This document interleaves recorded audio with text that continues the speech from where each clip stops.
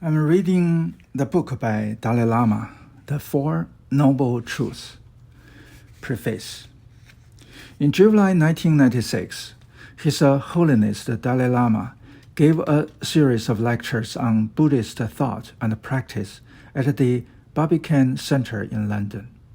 These talks were facilitated by the network of Buddhist organizations in UK, a national association of Buddhist centers.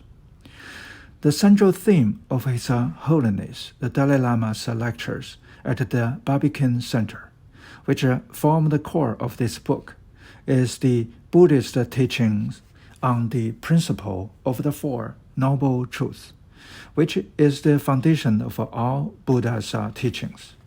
In these talks, His Holiness presents a comprehensive explanation of the subject, helping us to gain a better understanding of the Four Noble Truths. The appendix, Compassion, the Basis for Human Happiness, is the text of a general public talk by His Holiness at the Free Trade Center in Manchester. This was organized by the Tibet Society of UK, which is one of the oldest Tibetan support organization.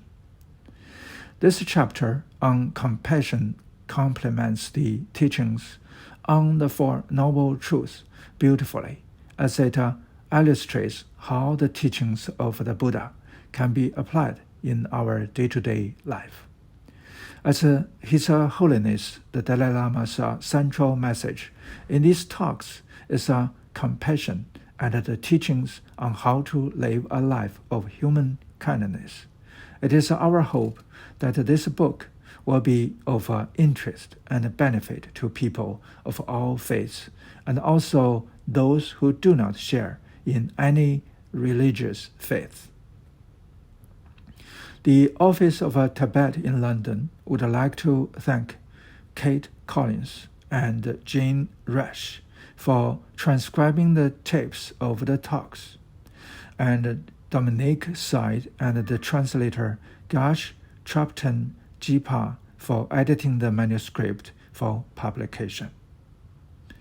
By Kisan Y. Takla, representative of the His Holiness the Dalai Lama, London. Introduction. The Four Noble Truths are the very foundation of the Buddhist teaching, and that is why they are so important. In fact, if you don't understand the Four Noble Truths, and if you have not experienced the truth of this teaching personally, it is impossible to practice Buddha Dharma. Therefore, I'm always very happy to have the opportunity to explain them. Generally speaking, I believe that all the major world religions have the potential to serve humanity and develop good human beings. By good or nice, I don't mean that people look good. I mean that they have a good and more compassionate heart. This is why I always say that it is better to follow one's own traditional religion, because by changing religion, you may eventually find emotional or intellectual difficulties. For example, here in England, the traditional religion culture is a Christian, so it may be better for you to follow that. However, for those of you who really feel that your traditional religion is not effective for you, and for those who are radical atheists, then the Buddha way of explaining things may hold some attraction. Maybe in this case, it is all right to follow Buddhism. Generally, I think it is better to have some kind of a religious training than none at all. If you really feel attracted to the Buddhist approach and the Buddhist way of training the mind, it is very important to reflect carefully, and only when you feel it is really suitable for you is it right to adopt Buddhism as your personal religion. There is another very important point here. Human nature is such that sometimes, in order to justify our adoption of a new religion, we may criticize our previous religion or our country's traditional religion and claim it is inadequate. This should not happen. Firstly, although your previous religion may not be effective for you, that does not mean it will completely fail to be of value to millions of other people.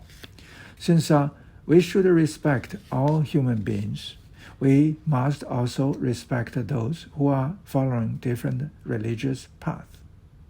Furthermore, your previous religion, like all religions, does have the potential to have certain types of people.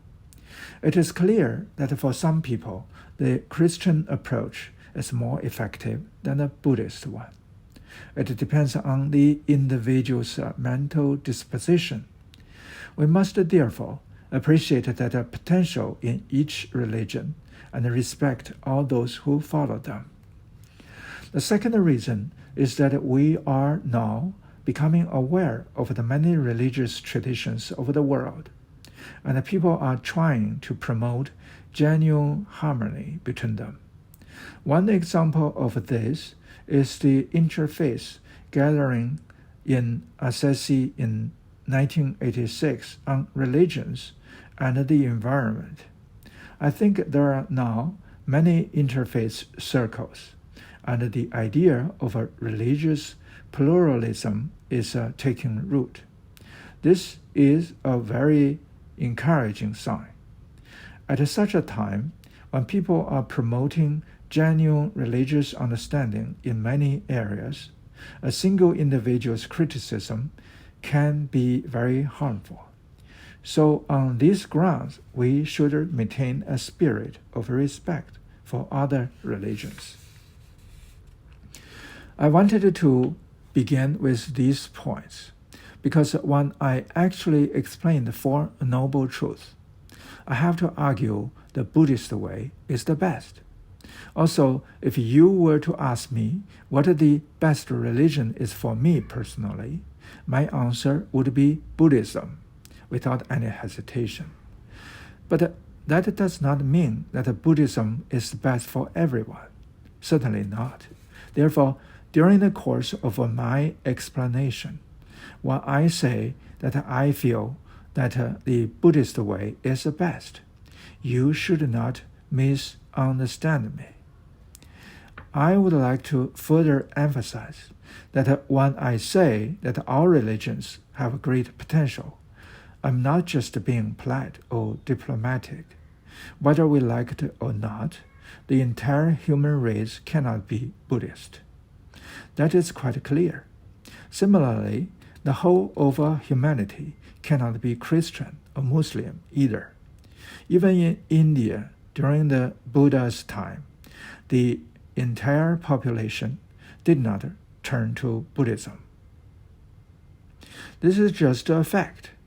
Furthermore, I have not just read books about other religions, but I have met genuine practitioners from other traditions. We have talked about the deep spiritual experiences, in particular, the experience of loving kindness. I have noticed a genuine and very forceful loving kindness in their minds. My conclusion, therefore, is that these various religions have the potential to develop a good heart. Whether or not we like the philosophy of other religions isn't really the point. For a non-Buddhist, the idea of a nirvana and the next life seems nonsensical. Similarly, to Buddhists, the idea of a creator God sometimes sounds like a nonsense. But these things don't matter. We can drop them. The point is that through these different traditions, a very negative person can be transformed into a good person. That is the purpose of religion. And that is the actual result. This alone is a sufficient reason to respect other religions. There's one last point, as you may know. Buddha taught in different ways. The Buddhism has a variety of philosophical systems, such as Vibhashika, Sattvatika, Chittamatra, and Madhyamaka. Each one of these schools quotes the word of the Buddha from the sutras. If the Buddha taught in these different ways, it would seem that he himself was not very sure about how things really are. But this is not actually the case. The Buddha knew the different mental disposition of his followers. The main purpose of teaching religion is to help people, not to become famous. So he taught what was suitable according to the disposition of his listeners. So every Buddha, Shakyamuni, very much respected the views and the rights of individuals. A teaching may be very profound, but if it does not suit a particular person, what is the use of explaining it? In this sense, the Dharma is like a medicine. The main value of a medicine is that it cures illness. It is not just a question of a price.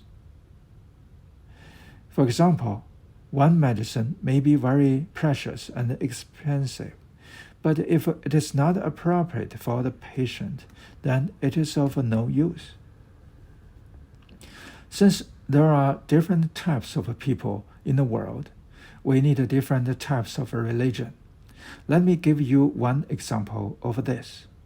At the beginning of the 70s, an Indian engineer showed a keen interest in Buddhism and eventually became a monk.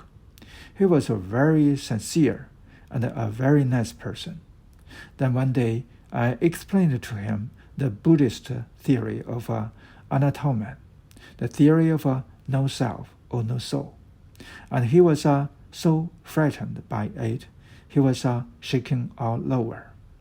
If there really was no permanent soul, then he felt there was something very fundamentally missing. He was literally shivering all over. I found it very difficult to explain the meaning of anatomia to him. It took months. Eventually his shivering grew less and less. So for such a person, it is better to practice a teaching that is based on Atman, or a belief in the soul.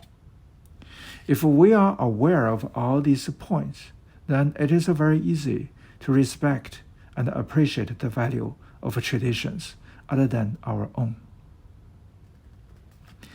Basic principles of Buddhism. Whenever I introduce the Buddhist teachings, I make a point of presenting them in terms of two basic principles. The first of these is the interdependent nature of reality. All Buddhist philosophy rests on an understanding of this basic truth. The second principle is that of non-violence, which is the action taken by Buddhist practitioners who has the view of the interdependent nature of reality. Non-violence essentially means that we should do our best to help others, and if this is not possible, should at the very least refrain from harming them. Before I explain the Four Noble Truths in detail, I propose to outline both these principles by way of a background. Taking refuge and generating Buddhacita.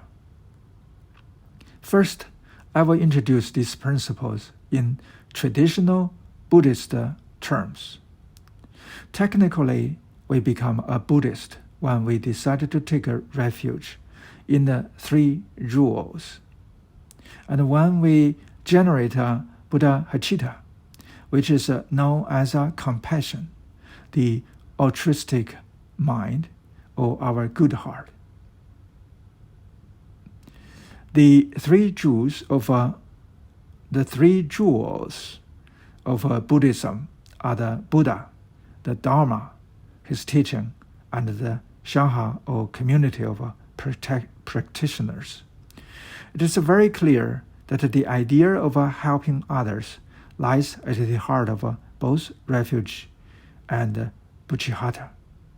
The practice of generating bodhicitta explicitly entails committing oneself to activities which are primarily aimed at helping others, while the practice of taking refuge lays the foundation for the practitioner to lead his or her life in an ethically disciplined way, avoiding actions that are harmful to others and respecting the laws of karma.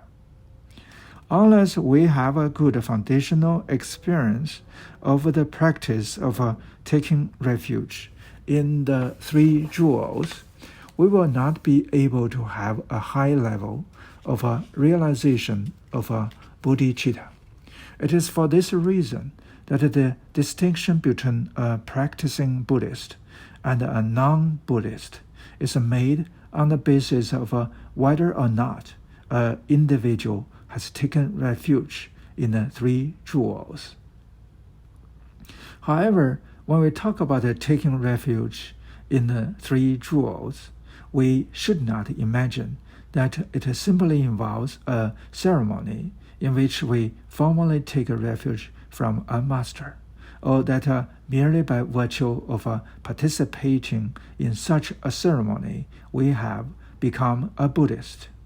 There is a formal refuge ceremony in Buddhism, but this ceremony is not the point. The point is that as a result of your own reflection, even without a master, you become fully convinced of the validity of the Buddha, Dharma, and Sangha as the true ultimate objects of refuge, and that is when you actually become a Buddhist. You entrust your spiritual well-being to the three jewels, and this is what is really meant by taking refuge. On the other hand, if there is any doubt or apprehension in your mind about the validity of Buddha, Dharma, and Sangha as being the ultimate objects of refuge, even though you may have taken part in a refuge ceremony, that very suspicion or doubt prevents you from being a practicing Buddhist. At least for the time being, it is therefore important to understand what these objects of refuge are. When we speak about a Buddha in this context, we should not confine our understanding of the world to the historical person who came to India and taught a certain spiritual way of life. Rather, our understanding of Buddhahood should be based on levels of consciousness or levels of spiritual realization. We should understand that Buddhahood is a spiritual state of being. That is why the Buddhist scriptures can speak about the past Buddhas, Buddhas of the present, and the Buddhas of the future. Now, the next question is, how does a Buddha come into being? How does a person become fully enlightened? When we reflect on Buddhahood, we are bound to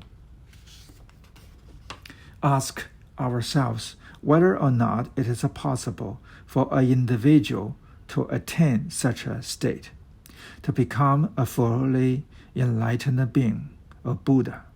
Here we find that the key lies in understanding the nature of Dharma. If a Dharma exists, then the Sangha will certainly exist. The Sangha are those who have engaged in the path of the Dharma and who have realized and actualized its truth.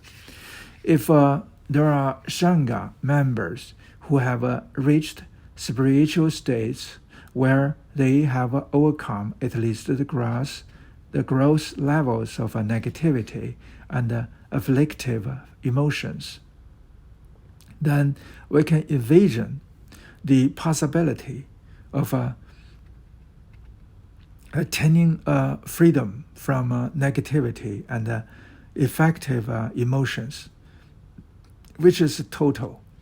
That state is what we call Buddhahood. In the present context, I think we must make a distinction between the use of Dharma as a generic term and its use in the specific framework of the refugee. Generally, it refers to the scriptural Dharma, the Buddha's teaching and the spiritual realizations based on the practice of that teaching. In relation to the refuge, it has two aspects. One is the path that leads to the cessation of suffering and afflictive emotions, and the other is cessation itself. It is only by understanding true cessation and the path leading to cessation that we can have some idea of what the state of liberation is. Let me stop here and read next time.